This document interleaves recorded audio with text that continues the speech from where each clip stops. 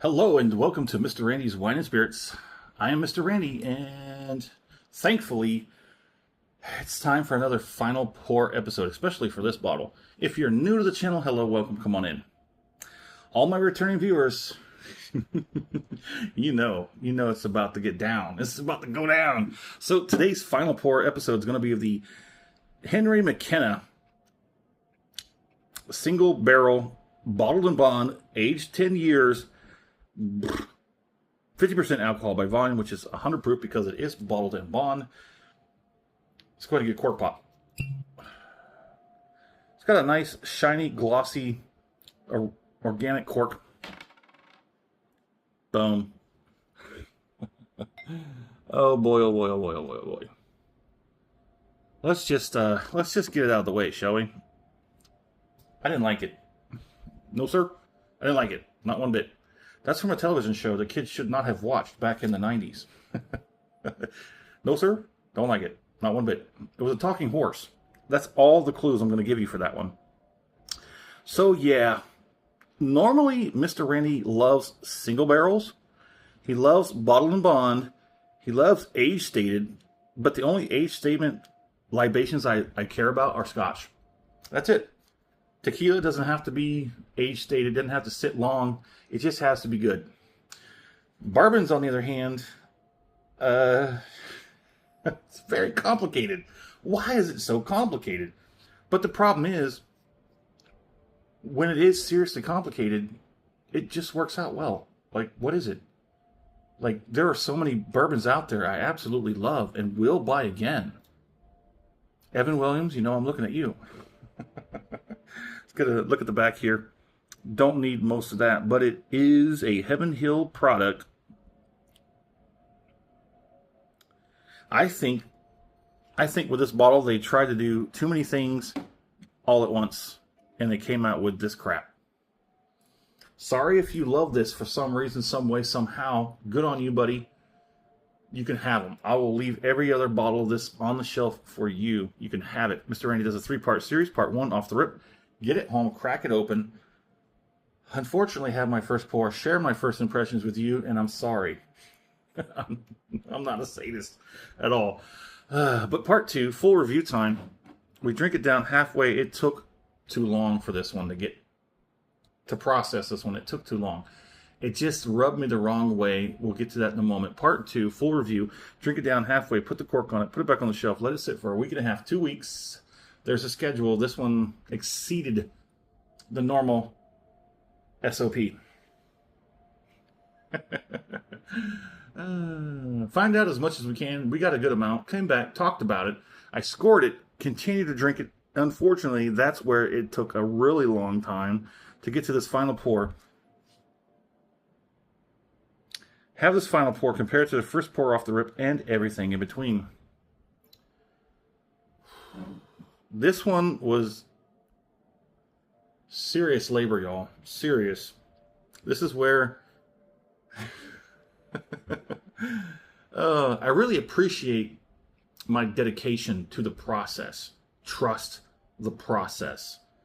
It sucked, okay? That's what we were told. Embrace the suck. That's how you do it. That's how you get through it. Just keep your eyes on the goal line. Just keep going. Push through. Here's the problem. On the nose, it smells like a pretty decent bourbon. I'm getting the decency that you normally would find out of a single barrel. Not the quite intensity you might find out of a bottled and bond. But here's where I think they lose everything. I think this is where it falls apart. Now, these three things, in and of themselves, by themselves, great. Everybody loves to see higher age stated on bourbons. Single barrel, it just means that this bottle came out of one barrel. It went out of the bottle, and it came out of the barrel and filled this bottle. It didn't go into a vat. It didn't go, into a mixing tank where they just streamlined the process. It came out of the barrel into the bottle. So this came out of one barrel and one barrel only. There's the barrel number right there. That's part of the bottle and bond process. And single barrel Bottle and bond also means that it has to be 4 years, comes from one source, one rick house, one bottling. It's all in-house, one straight line process. I think what they messed up with was here because it's too sharp. Now, how do you mean? Well, sometimes bourbon can have a sharpness and a roughness. You leave it in the barrels longer to rough out all the hard edges. If you do so, you lose character. You lose character. But it also depends on mash bill, correct? So with the right mash bill, with the right water, with the right everything, the barrels, you charred the barrels. What level did you char them? Where did you store them? Where? Are they in Kentucky? Yes, it's in Kentucky. It's Kentucky straight. How do you process it? How do you filter it? All those factors can give you something great or a mess. And that's what we got here today, a mess. So let's go ahead and do it.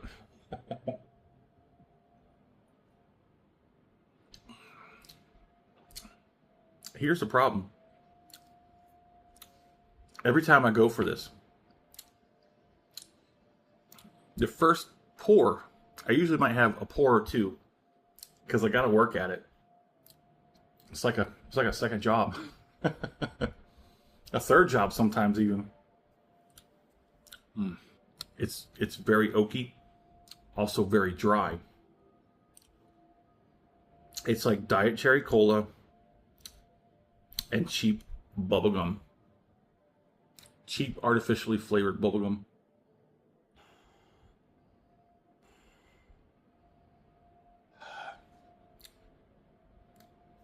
So every time I have the first pour of this, the first half of that first pour is actually pretty decent. Maybe it's because the palate and my brain haven't caught up with the lies yet. Because I'm lying to myself, trying to tell myself, this is good, this is good. No. Because as we continue through that pour, it's meh. So let's go ahead and let's get the second one on.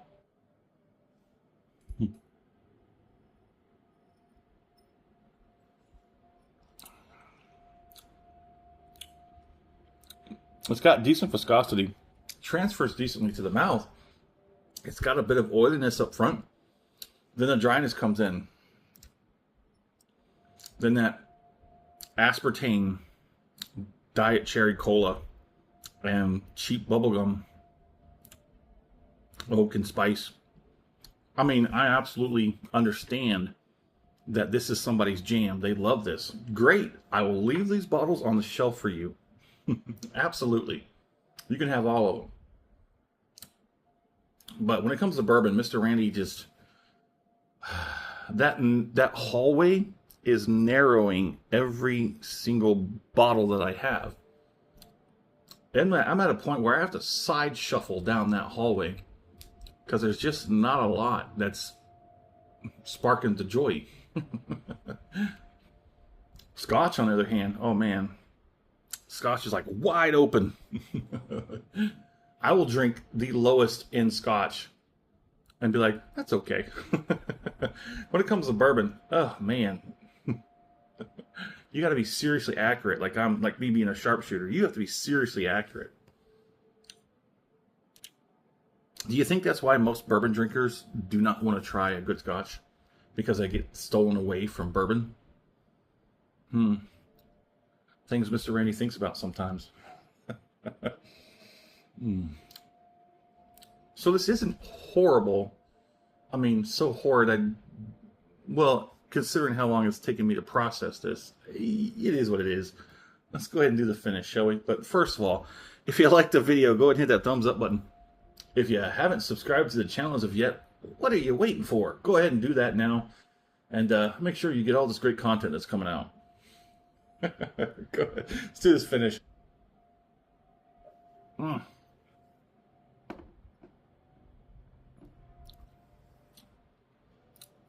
I will have to admit,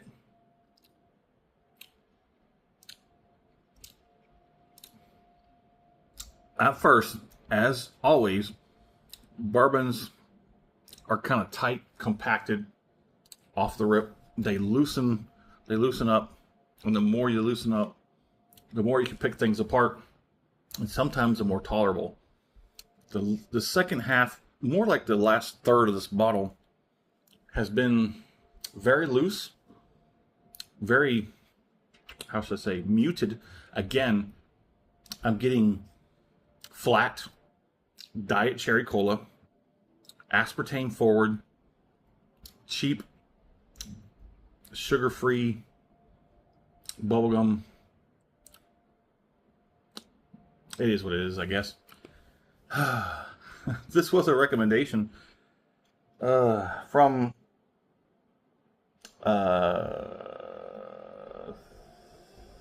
some store owner. I'm sorry, I can't remember.